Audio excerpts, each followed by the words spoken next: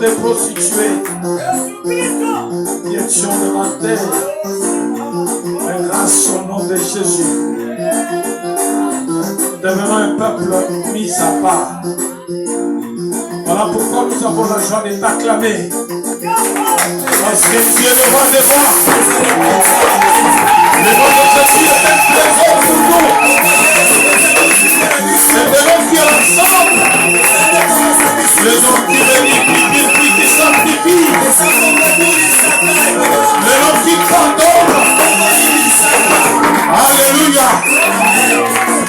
Gloire à Dieu. Que Dieu vous bénisse. Que Dieu vous bénisse. Nous sommes très heureux d'être encore devant vous. Je vous informe que vous êtes l'église qui bénéficie de mon intervention.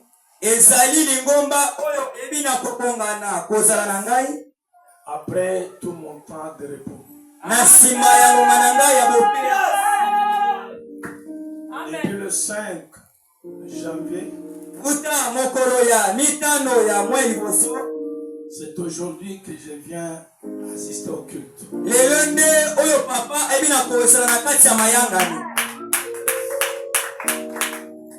Le pasteur le sait. Vos frères et sœurs qui viennent de la commune de Kinshasa le savent. J'étais en repos. Un repos réflexion. En train de réfléchir sur le devenir de l'ASC. J'ai participé ni dans les cultes, ni dans leurs intercessions. Depuis le 5 janvier, c'est aujourd'hui. Je suis venu maintenant au culte.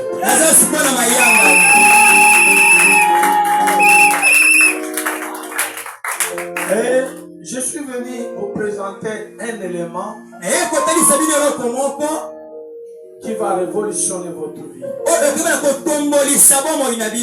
La Bible dit, au jour du malheur, du bonheur, sois heureux. Au jour du malheur, réfléchis. Je vais prendre le temps de réflexion parce que l'ASC doit atteindre ses objectifs. Je vous demande alors de vous asseoir. La dédicace de cette année, nous l'avons voulu une dédicace instruction. Une dédicace enseignement. Une dédicace connaissance. Si la connaissance fait défaut, on n'atteindra aucun objectif. Un enfant qui ne comprend rien de ce qu'on lui apprend sur le banc de l'école, cet enfant sera inutile et pour lui-même, pour ses parents, pour sa famille et même pour le monde. Une femme qui n'a pas la maîtrise du mariage, elle sera inutile et aux yeux de son mari, aux yeux de ses enfants, et elle fera la honte de sa famille de provenance. Un homme qui ne comprend pas ce que c'est le mariage, qui ne connaît pas la place de la femme dans le mariage, un homme qui ne comprend pas pourquoi on l'appelle père, il sera une chose à jeter. Qu'est-ce que je voudrais dire? Dans ce monde, seule la connaissance, dans le domaine où on évolue, c'est cela qui peut déterminer ton succès, ta réussite, voire ta considération. Et je donne un conseil. Ne t'engage pas dans un domaine donné si tu n'en as pas la maîtrise. Et si tu veux t'engager dans un domaine, fais en sorte que tu arrives à maîtriser tous les principes de ce domaine-là. C'est ça qui va permettre à ce que tu réussisses. Mais si tu t'engages sans maîtriser les principes qui gouvernent tel ou tel autre domaine, je t'informe que tu seras malheureux jusqu'à ce que tu retournes à la poussière. Aujourd'hui, nous nous sommes engagés dans le christianisme. Nous avons dit, nous aussi, nous sommes devenus chrétiens. Nous sommes devenus chrétiens. Or, bien aimé, l'évangile, le christianisme, c'est aussi une discipline. C'est un domaine de vie où pour réussir, il faut maîtriser les tenants et les aboutissants de ce domaine-là, et c'est là que tu auras la joie. Dans le cas contraire, tu finiras par fuir, tu finiras par quitter, tu finiras par abandonner, et que tu te diras, j'ai longtemps servi Dieu, mais je ne vois rien. Oh, pendant que toi, tu détestes, tu dis qu'il n'y a rien, il y en a qui sont en train de témoigner. J'étais célibataire, mais grâce au christianisme, je suis maintenant marié. J'étais stérile, grâce au christianisme, j'ai des enfants. J'étais chômeur, grâce à Jésus, je travaille maintenant. J'étais misérable, mais grâce au christianisme, je deviens bourgeois. Pendant que toi tu te mettras t'inquiéter, mais de l'autre côté, il y en a qui se réjouissent, il y en a qui bénissent Dieu, il y en a qui sont dans la joie. La différence établie à quel niveau?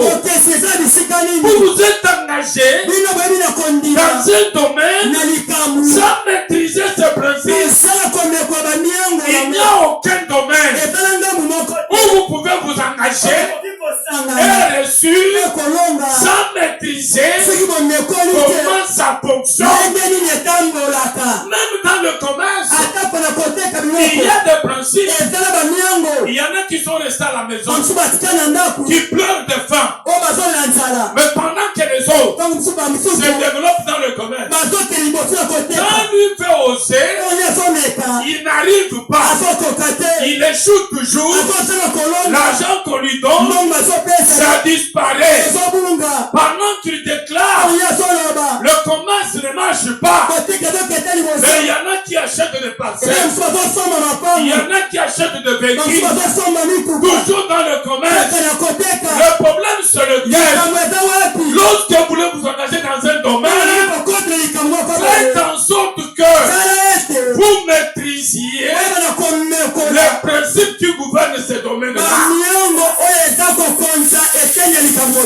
Si vous ne le faites pas, vous allez regretter. Voilà pourquoi sur la planète Terre, il y a plus de pauvres que de riches. Il y a plus de pauvres que de riches. Cela ne vient pas de Dieu. Dieu n'avait pas établi une liste déclarant que tel sera riche, tel sera pauvre.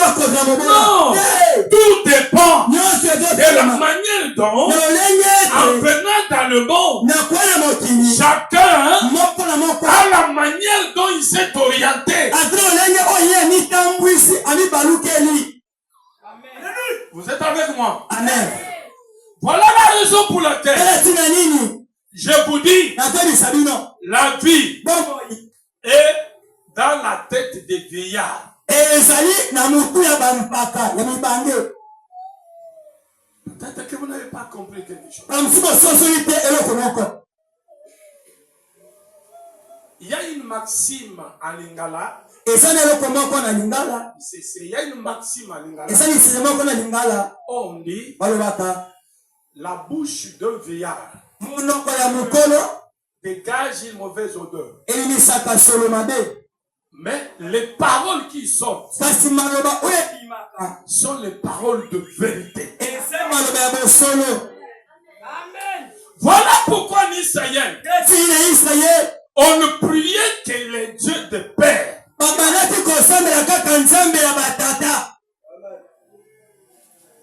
On n'inventait pas de Dieu. Voilà pourquoi cette dédicace, hormis l'élément sur lequel le pasteur a parlé, je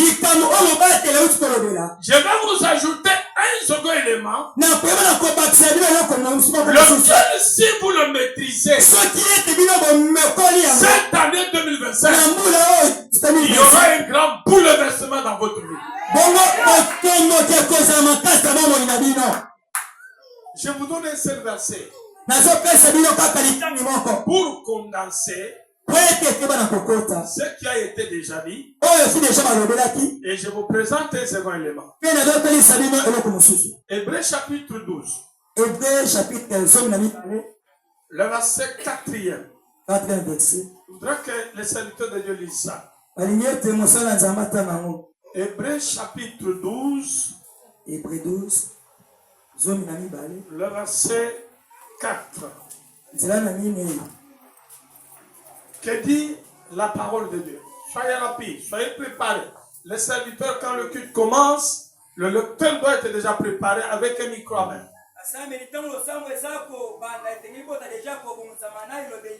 Hébreux chapitre 12, le 4e verset. Nous lisons le livre d'Hébreux, chapitre 12, au 4e verset, au nom de Jésus-Christ. Amen.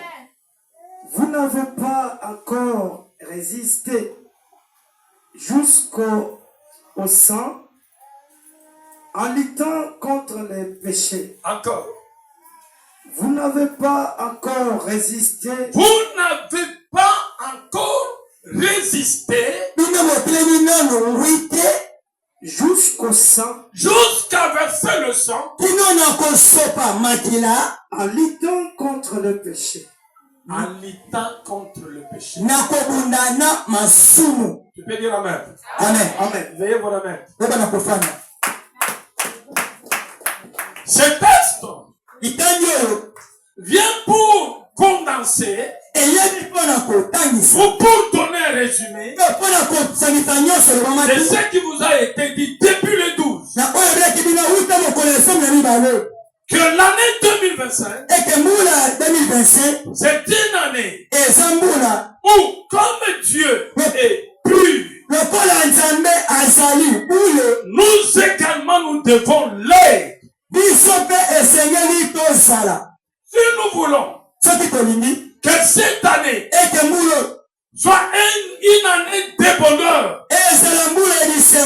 nous devons faire en sorte que la sanctification serve de fondement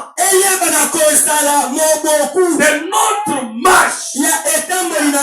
Tout acte que nous posons, nous devons déclarer que nous posons cet acte conformément au principe de la sanctification. Voilà pourquoi la Bible dit que depuis que vous êtes là, vous n'avez pas encore résisté. C'est quoi résister? C'est-à-dire, on veut t'amener sur mauvaise voie, mais vous opposez pour refuser. C'est ça résister. Quelqu'un veut t'amener sur une voie de la prostitution. Il vient avec tous les conseils possibles. Il vient même avec de l'argent te donner. Il vient avec autant d'exemples pour te convaincre. Pour que tu t'en ailles sur une mauvaise voie. Mais toi tu dis, en tant que chrétien, je ne ferai pas ça. C'est ça la résistance. Les tentations arrivent pour t'amener à marcher sur l'écriture, à violer la parole de Dieu, à transgresser la loi de Dieu. Mais toi tu te dis que je sois célibataire, que je n'ai pas d'enfant, que je sois pauvre, qu'on m'abandonne. Mais ce que je sais, c'est que dans ma qualité de chrétien, je ne vivrai plus dans le péché. C'est ça la résistance. Vous n'avez pas encore résisté. On vous propose les voies tortueuses. On vous propose de mauvais conseils. Mais vous dites, qui suis-je? Qui suis-je? Chrétien? Non. En tant que chrétien, je sais. Et là, c'est pas moi qui parle. Il y a Job. Il est en train de parler. Il dit, je sais. Même si ma peau s'attache à mes os, même si ma langue s'attache dans ma bouche ou dans mon palais, c'est que moi je sais. En tant que chrétien, mon rédempteur est vivant. Comme il est vivant, il finira par s'élever. Voilà pourquoi je ne ferai pas ça. Regardez l'exemple de la résistance. Après l'esclavage en Égypte, Israël a été emporté dans la Babylone. Il y a eu Daniel. Il y a eu ses amis. Et lorsqu'ils arrivent dans la cour royale, on leur propose les mets succulents. On leur propose la nourriture, les viandes. C'est ça que j'ai dit, le mets succulent. Mais Daniel dit, nous sommes des Hébreux. Nous sommes des Hébreux. On nous donne seulement les herbes. On nous donne les légumes. Que les autres mangent les mets du roi. Nous mangeons souvent les légumes. Et pendant 10 jours, pendant telle date, on vient observer nos visages. Ceux qui mangeront le nez du roi. C'est nous qui serons en train de manger les légumes. Qui auront la bon pain. Qui auront une bonne mine. Disons amen. Amen. Disons amen. Amen. Ils ont résisté. Ils n'ont pas cédé. Ils ont préféré garder leur nature en tant que breu. Amen. Amen. Amen. Amen. Vous en connaissez quelqu'un d'autre? Moïse. Nous sommes dans Hébreux 11. Moïse était dans la famille royale. Il était le préposé du roi.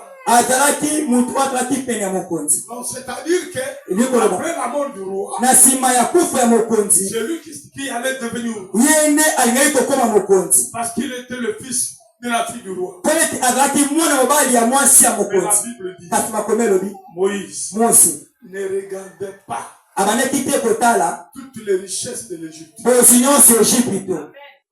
Amen. Amen. Il ne regarda pas toutes les richesses de l'Égypte. Il a comparé tout le bonheur, toutes les richesses, toutes les gloires de l'Égypte. Il les a comparées avec la souffrance de Christ. Il a compris que la souffrance de Christ était plus importante que toutes les richesses de l'Égypte. Et il s'est décidé d'aller souffrir avec ce frère et d'avoir pour un temps la jouissance du péché. Je suis en train de parler de la résistance. Vous n'avez pas encore résisté en luttant contre le péché. Parce que la vie chrétienne est un combat. Voilà pourquoi la Bible dit, lorsque Dieu parlait de Jacob, tu as lutté avec les hommes, tu as lutté avec Dieu, et tu es sorti vainqueur. Tu ne peux pas devenir chrétien sans avoir mené la bataille. Et cette bataille, c'est contre ton corps. Galates 5, verset 17 et suivant. La Bible dit, les désirs de la chair s'opposent aux désirs de l'esprit. Tous les jours, quand on parle de la résistance, le corps te propose quelque chose. Tu compares. Est-ce que l'esprit de Dieu sera d'accord avec ça? Si tu trouves que cet acte que je vais poser n'est pas prouvé par Dieu, il te dit, je préfère mourir que de poser cet acte. Voilà pourquoi la Bible dit, après que Job ait connu toutes ces souffrances, tous les enfants étaient morts. Le bétail emporté. Toutes les récoltes emportées. Même son corps a pourri. La femme l'a fui. Ses amis l'ont fui. Mais la Bible me dit que dans tout cela, Job ne pécha pas. Ah, les chrétiens aujourd'hui. J'appelle l'église des nations. L'église des nations. Enfin, on dit, nous voulons faire l'église. Nous voulons bâtir l'église. Je suis aussi membre de l'église.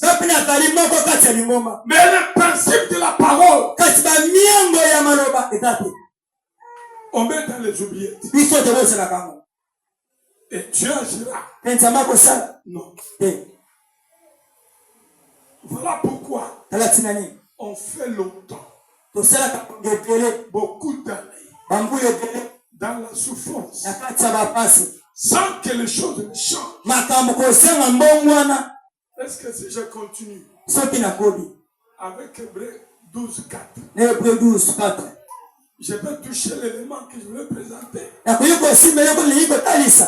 Parce que nous sommes encore au niveau de la résistance.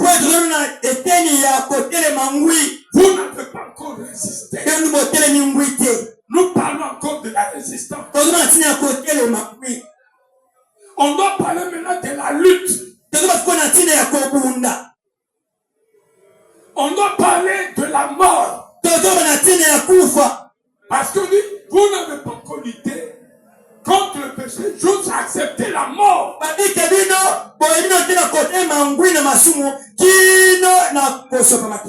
Je vais laisser tous ces éléments-là. Je peux organiser un séminaire.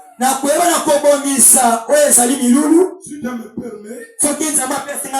Pour que nous puissions détailler. Parce que chaque élément constitue tout un enseignement. Mais si on en parle dans ce cadre,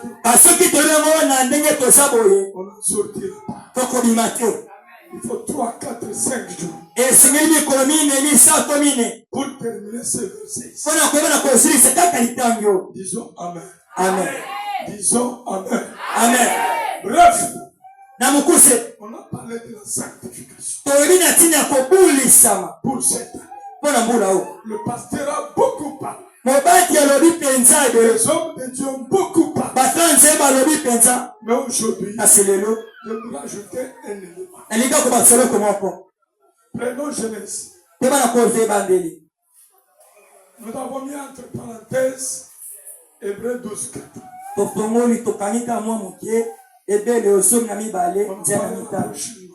Prenons Genèse 17. Verset 1 à 7. Suivez bien. Nous lisons encore Genèse chapitre 17, le verset 1er et le suivant, toujours dans le nom de Jésus. Amen. Lorsque Abraham fut âgé de 19 ans, l'Éternel apparut à Abraham et lui dit: Je suis le Dieu tout-puissant.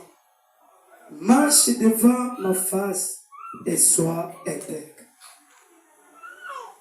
J'établirai mon alliance entre moi et toi, et je te multiplierai à l'infini. Abraham tomba sur sa face, et Dieu lui parla en disant: Voici mon alliance que je fais avec toi. Tu deviendras père d'une multitude de nations. On ne t'appellera plus Abraham, mais ton nom sera Abraham. Car je te rends père d'une multitude de nations. Je te rendrai fécond à l'infini. Je ferai de toi des nations et des rois sortiront de toi. J'établirai mon alliance entre moi et toi et tes descendants après toi, selon leur génération. Ce serait une alliance perpétuelle, en vertu de laquelle je serai ton Dieu et celui de ta postérité après toi. Voilà. Applaudissons pour le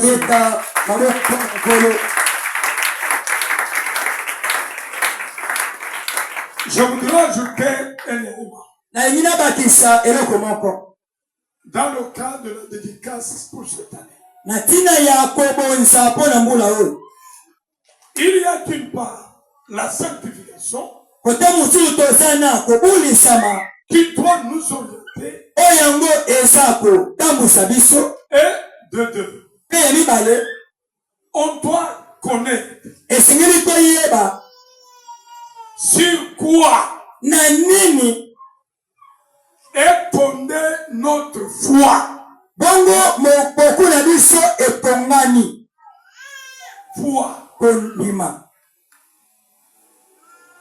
Cet élément est ignoré.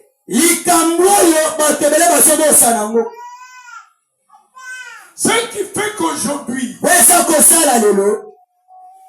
Dieu paraît comme un Dieu puissant, comme un Dieu qui ne bénit pas.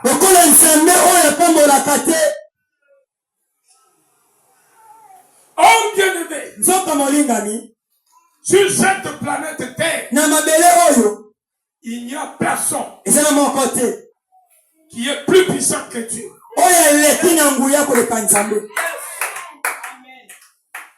Il n'y a personne qui peut sécuriser plus que Dieu. Il n'y a personne qui peut élever plus que Dieu.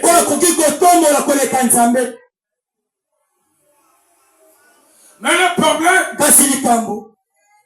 on ne maîtrise pas les principes.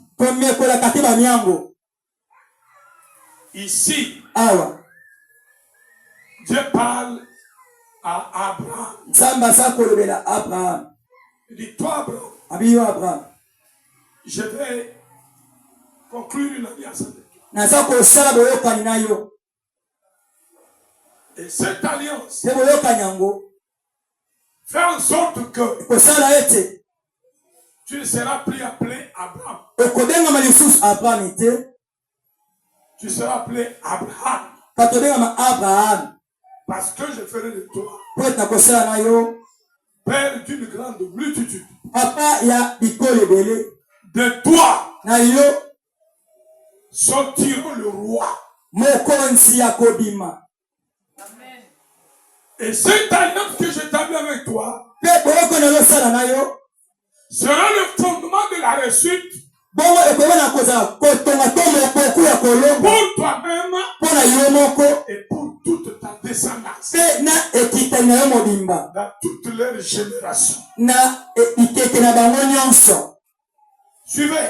Vous allez découvrir quelque chose.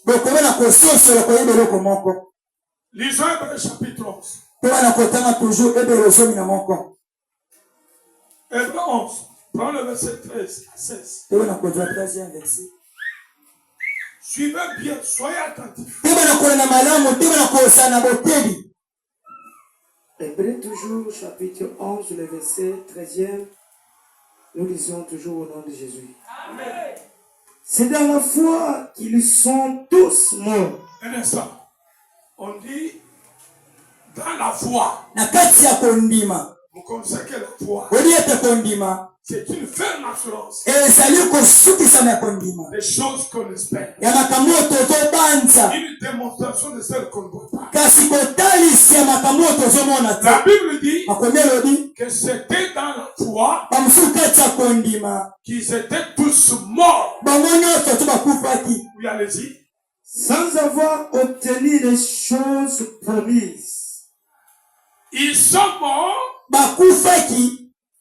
mais sans avoir palpé, sans avoir bénéficié, sans avoir eu tout ce qui leur avait été promis. Mais ils les ont vus et salués de loin. Ils les ont vus et les ont salués de loin. Amen. Reconnaissant qu'il était étranger et voyageur sur la terre. Arrête toi-même. Dis Amen. Amen. Suivez. Landa. La Bible dit, c'est dans la foi qu'ils sont tous morts. C'est-à-dire, ils sont morts tout en ayant la foi. Mais il n'avait pas bénéficié tout ce que Dieu leur avait promis. Ils les ont vus à distance. Ils les ont salués à distance. Mais ils n'ont pas palpé ça. Je vais lever l'équivoque sur ce verset. Qui sont ceux-là qui étaient tous morts dans la foi sans avoir eu les promesses qu'on leur avait promis? Qui sont-ils? Qui sont-ils? Abraham, Isaac, Jacob, Joseph, Moïse, David. Et tout ce que vous connaissez dans l'ancienne alliance. Soyez avec moi. La Bible dit, ils sont tous morts dans la foi. C'est-à-dire, ils avaient la foi. Mais ils sont morts sans avoir palpé les promesses qui leur avaient été faites. Qui sont-ils? Je viens de citer quelques-uns.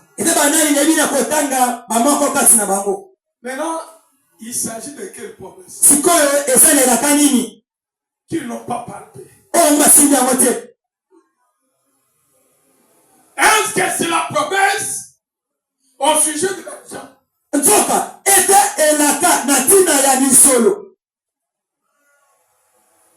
Nous sommes ensemble.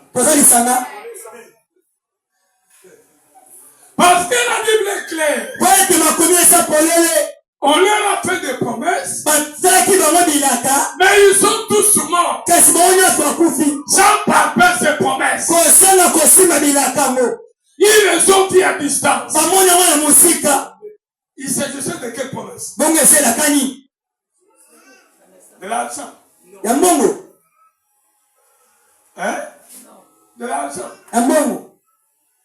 Oh, Abraham était très riche. Mets-toi debout, l'homme de Dieu. Tu vois, c'est vite. Prends Genèse 13, 2. Suivez. Nous continuons avec Genèse 13. Rapidement. Abraham était très riche. En troupeaux. Des troupeaux. En argent et en or. On va acclamer le Seigneur. Yes.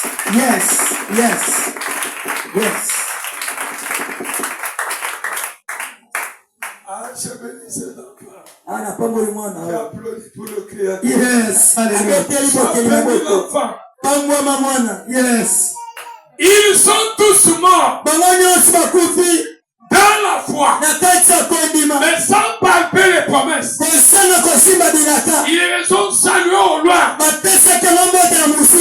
Voilà. Moi, je couille. Et c'est la raison de la couille. Amen. Yes. Vous êtes d'accord? Amen. Mais, je vous dis, qu'Abraham était riche. Le bétail, l'argent, l'or, des serviteurs, des servants, il en avait autant. Tu me lis rapidement. Genèse 26. Genèse 26. Commencez par le verset 12. Suivez. 26, 12.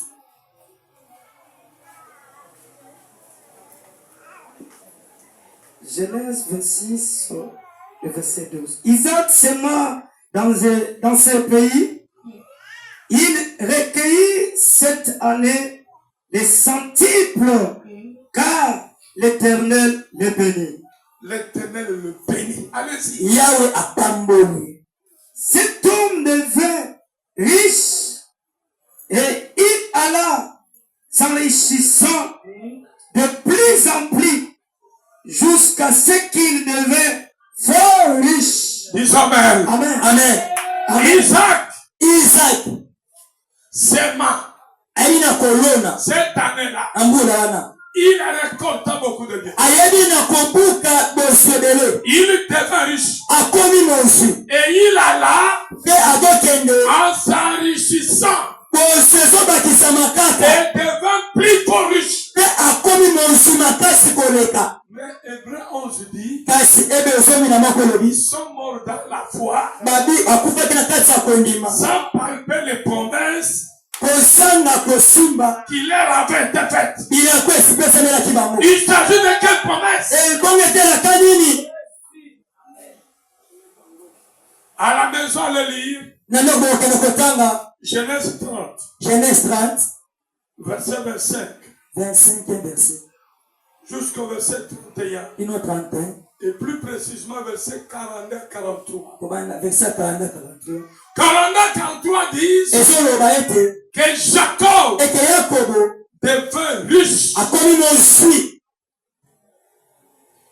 Si vous prenez Genèse 39-2, on vous dit que Joseph devint riche. Si vous prenez un chronique, verset 29, chapitre 29, verset 28, on vous dit que David était très riche. Si vous prenez des chroniques 9, 13 à 28, on vous dit qu'il n'y avait pas sur la terre un homme riche comme ça. Je voudrais vous révéler un secret. Quand Hébreu dit que ces gens ont salué de loin les promesses qu'il leur avait été faites, il ne s'agit pas ici des promesses ayant trait à la bénédiction,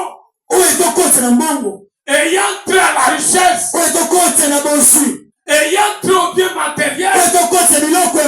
Non. Vous voyez pas qu'ici, on parlait de la promesse de la vie éternelle qui n'arriverait qu'avec l'avènement de Jésus. Ils sont morts avant que Christ n'arrive. Disons Amen. Amen. Voilà pourquoi dans Luc 2, quand Siméon le veillard, à qui Dieu avait dit, tu ne mourras pas jusqu'à ce que tes yeux voient le salut. Siméon est resté vivant. Ce jour, on amena Jésus. Et Siméon va prendre l'enfant. Il va dire, Seigneur, laisse maintenant ton serviteur s'en aller en paix, car mes yeux ont vu ton salut. Tandis que les autres avaient salué ça au loin. Je suis en train d'aller vers la fin. Ici, l'église est en difficulté parce que l'église ne comprend pas la place des promesses de Dieu. Nous avons double promesse. La fois passée, je vous ai dit que la piété a double. L'attachement à Dieu a une double promesse. Celle de la vie présente et celle de la vie future. La vie future, c'est ça la vie éternelle. qui avait salué au loin. Mais les promesses concernant la vie présente, tout véritable chrétien qui a reçu les promesses de l'élévation, de la richesse, de la prospérité, si vous êtes véritable chrétien, ici sur la terre, ces promesses doivent s'accomplir.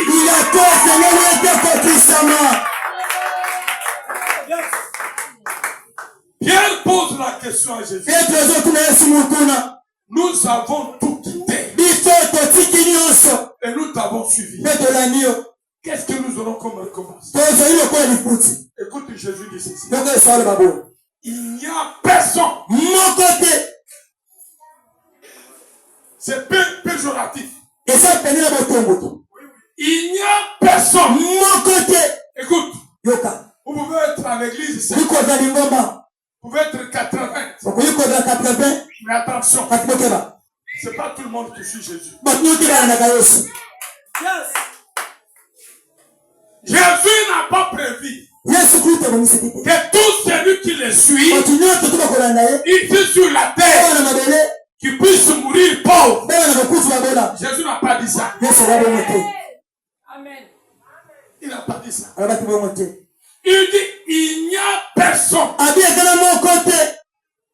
qui a tout quitté et qui m'a suivi, qui ne recevra sur cette terre le centuple.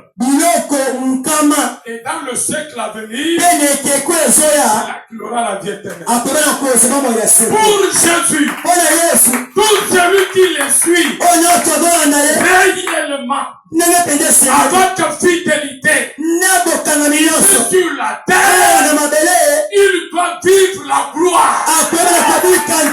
Il doit vivre de grandes choses. Voilà pourquoi tous ceux qui ont marché avec Dieu, Abraham, Isaac, Jacob, Joseph, David et tous les autres, tous ceux qui ont marché avec Jésus, avec Dieu, écoutez, permettez-moi.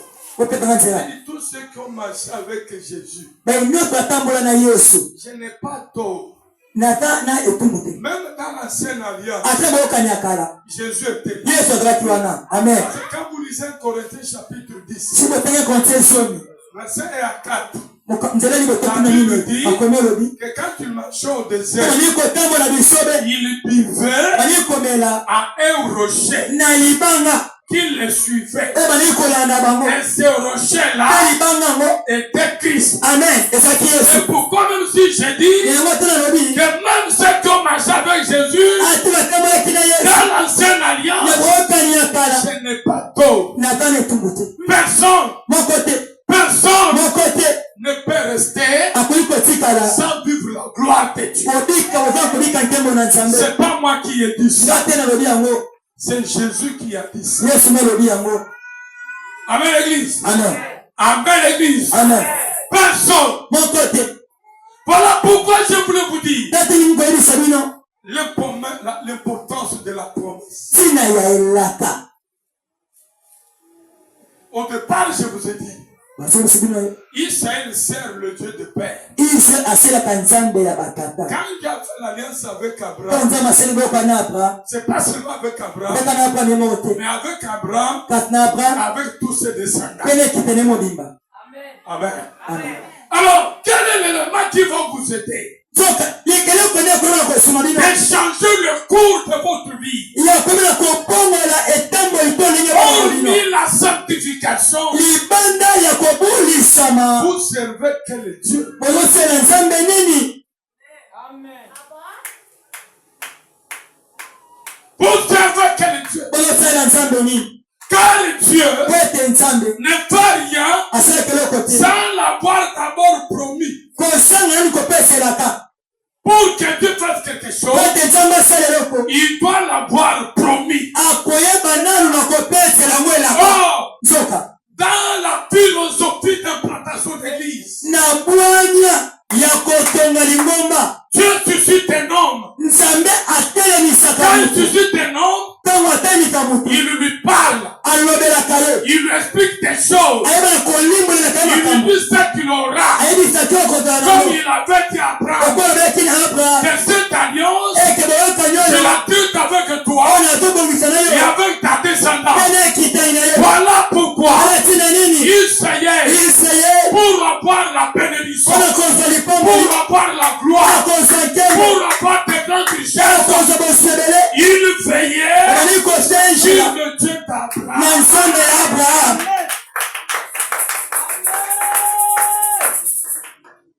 Il a rappelé à Dieu ce qu'il avait dit à Abraham. Voilà pourquoi même quand ils sont en esclavage, dans le pays d'Égypte, nous sommes des eaux de droit. Dieu apparaît à Moïse. Il lui dit, j'ai vu la souffrance de mon peuple dans le pays d'Égypte. Et je me suis souvenu de la promesse faite à Abraham. C'est grâce à la promesse faite à Abraham que Dieu a fait libérer Israël d'Égypte. Vous savez quel est Dieu. Lorsque vous servez dans le tohu-bohu, Dieu va t'écouter comment? Est-ce que Dieu a traité l'alliance avec toi? Dieu ne traite pas l'alliance avec tout le monde. Dieu choisit un homme. Il lui apparaît. Il parle avec lui. Il lui signe un accord. Donc il sera mon serviteur. Toi et ta descendance. Et moi je serai ton Dieu. Mais toute la vie de cet homme-là, et lui-même, et ses descendants, leur vie dépend de l'alliance que Dieu a traité avec leurs ancêtres. C'est pourquoi toutes les fois qu'ils prient, ils doivent rappeler à Dieu, voilà ce que tu avais dit à notre Père. Voilà ce que tu avais dit à notre Père. Voilà ce que tu avais dit à notre Père. Et c'est ce qui peut permettre à Dieu d'agir.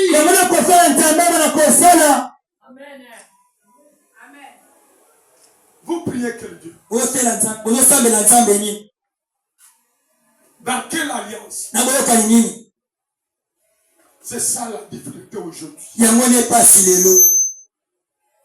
Dieu est tout plus proche de nous. C'est pourquoi dans l'église, on doit connaître leur père, leur ancêtre. Qu'est-ce que Dieu lui avait dit? Vous devez apprendre ça. Vous devez maîtriser ça. Vous devez poser même des questions. Même les apôtres ont posé la question à Jésus. Nous avons tout quitté, nous t'avons suivi. Et nous aurons quoi? Est-ce qu'il y a quelqu'un qui va poser la question? Apôtre Michael, patriarche, le Dieu que tu nous as présenté, tu l'avais rencontré quand? Qu'est-ce qu'il t'avait dit? Pour qu'à chaque fois que nous prions, nous puissions le lui rappeler. Amen. Daniel, il s'est mis à prier. Il s'est Daniel 9. Quand vous lisez Daniel 9, c'est le voir que Daniel, il était en train de lire le livre. Il est tombé sur une partie où il a été écrit qui se l'entraînera en captivité et à la fin de 70e semaine, il devrait sortir. Quand Daniel trouve qu'à la fin de 70e semaine, il devrait sortir, c'est là qu'il va maintenant s'agenouiller. Il a commencé un jeûne. Éternel, voilà ce que tu as dit. Voilà ce que tu as dit. Voilà ce que tu as dit. Maintenant, nous sommes au 60. Au-delà même de 70 semaines. Mais pourquoi nous ne devons pas être libérés? Parce qu'un nombre 23 dit, tu n'es pas un homme pour mentir. Ne suis donc pour te mentir. La Bible dit, tu t'es revêtu de fidélité. Tu t'habilles. Tu t'habilles de fidélité comme un vêtement. Tu avais promis ça. Mais pourquoi tu ne l'accomplis pas? Voilà comment on prie. Amen. Vous êtes à ici. Mais Dieu avait dit quoi à votre patriarche? Est-ce que vous connaissez ça?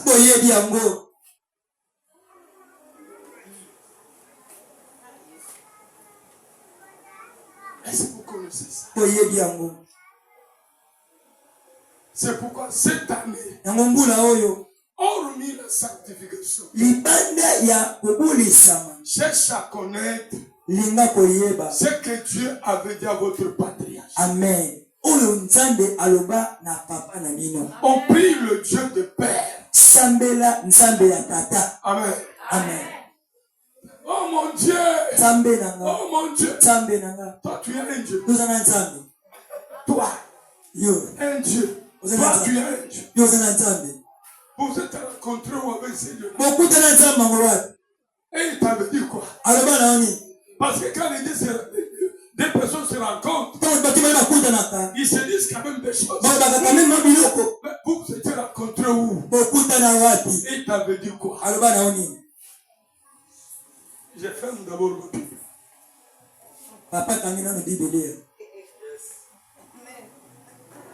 Disons, je voulais tout simplement vous dire, Dieu est plus proche de nous.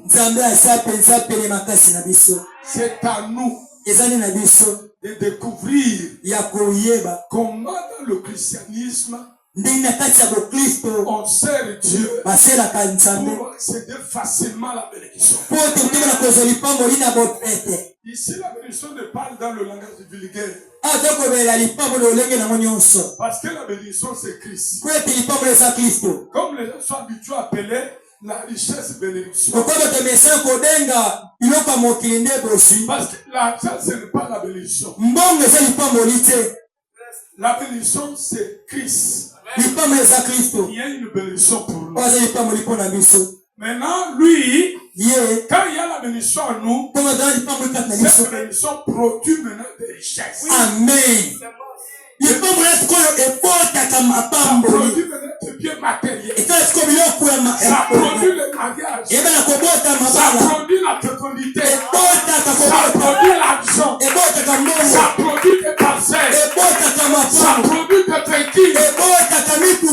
La bénédiction, quand elle est déjà là, c'est elle qui va tout produire.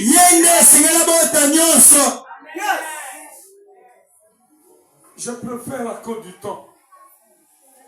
Mais laissez-moi en disant ceci. S'il vous plaît, je vous en supplie. Dieu n'est pas loin de nous. Non. Dieu est là.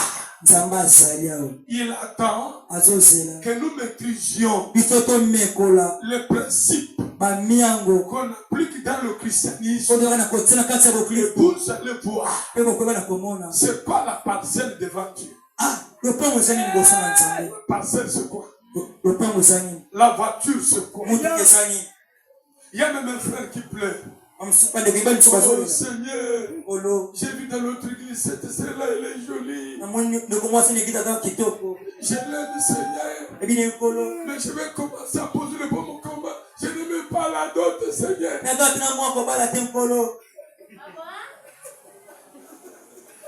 C'est quoi la dot? L'or et l'argent appartiennent à Dieu. Amen. Dis amen.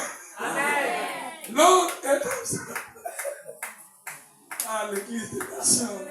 Amen. C'est pour dire que ma nation peut nous souffrir. Ma nation te bien. Écoutez, ce qui est possible aux hommes est possible à Dieu. Amen. Amen. Les balles, les le côté. Amen. On les le côté. Ah, frère. Il y a un frère qui a tenté de pleurer la dot. Ne pleure pas l'argent pour la dot. Dis seulement Dieu Seigneur. Révèle-toi à moi. Et tu vas voir ce qui va se passer. Disons Amen. Disons même plus fort. Amen. C'est vous le Dieu d'Israël. Israël ne pleurait pas l'argent. Quand Jacob a quitté la famille de son père, son père ne lui donna pas l'argent. Ne lui donna pas de bétail. C'est comme souvent quand je viens ici, votre pasteur dit, papa doit vous bénir. Il y en a ceux qui pensent que c'est de la flamme. Son père était resté avec tous ses biens.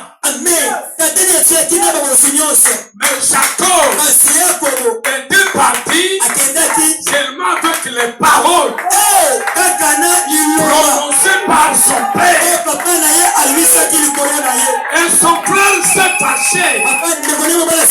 Il dit, père, n'as-tu pas une autre bénédiction? Il dit, ton frère a tout ravi. Et Saoul s'est fâché contre Jacob. Non pas parce que Jacob avait ramené l'argent. Mais non. Parce que Jacob avait reçu toutes les paroles que son père avait prononcées sur lui. Alléluia. C'est pas l'argent. Au lieu de chercher Dieu, on cherche l'argent. Tu n'en auras pas.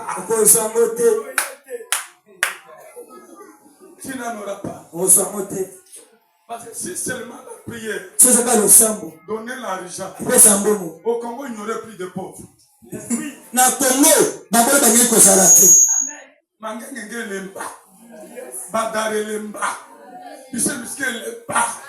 Non, maîtriser le principe. C'est lui qui va maîtriser le principe. Cette année ici, quand nous reviendrons pour la dédicace de 2025, celui qui maîtrisera le principe, il viendra témoigner. Il viendra témoigner. Ici, je vous dis la vérité. Vous voyez Achille ici. Il est maintenant licencié. En sciences politiques et administratives. Et il est en train de faire le 3e cycle.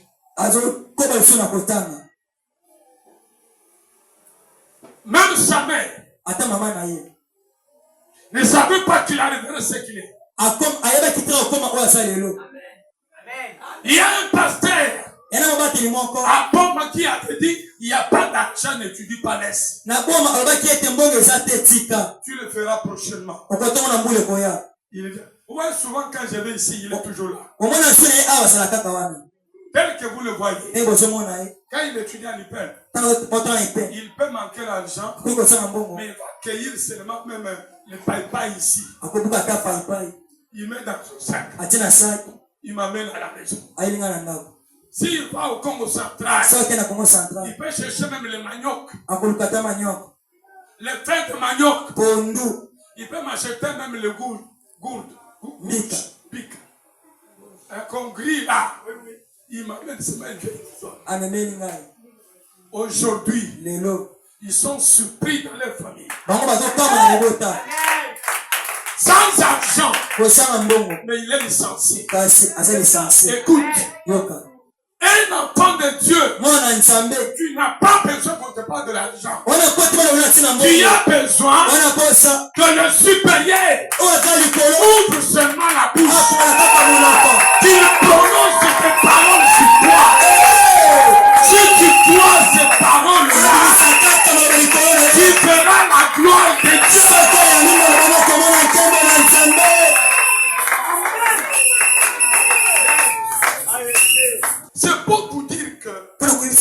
Quand Dieu promet quelque chose, quand il y a des paroles prononcées sur toi, si on te dit tu vas acheter la parcelle, un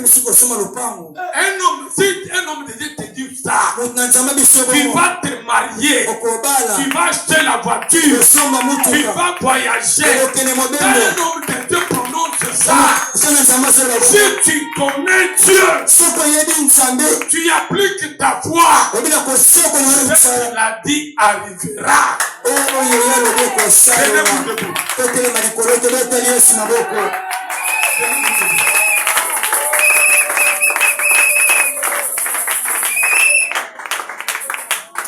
On prie le Dieu de Père.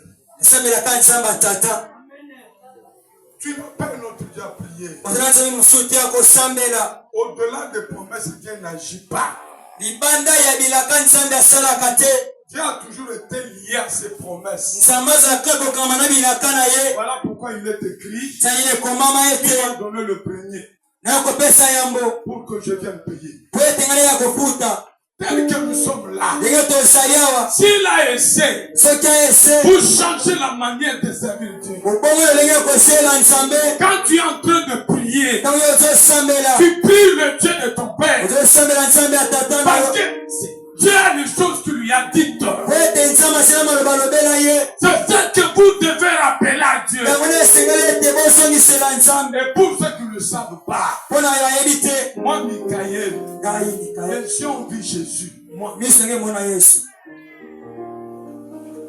il a pris un linge, il a essuyé ma bouche ici. Amen.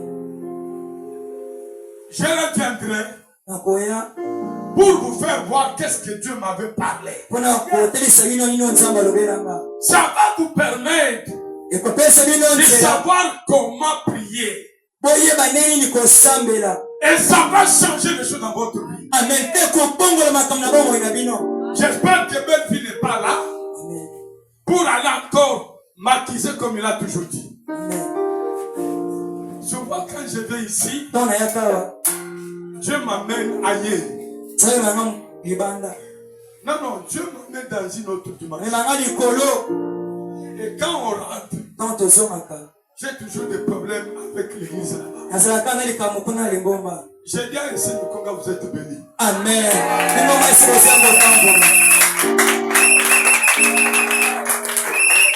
Vous êtes bénis. Amen. Et cette année, la sanctification.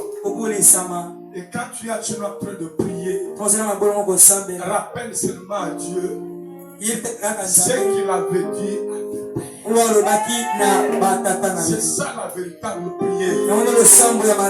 Et vous verrez ce qui va se passer. On ferme les yeux.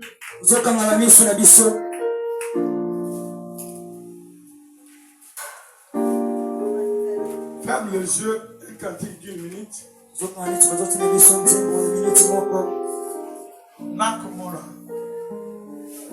Nakomona Bola Mozambe Nakosima Loko Konaye Nakomona Bola Mozambe Nakosima Loko Konaye.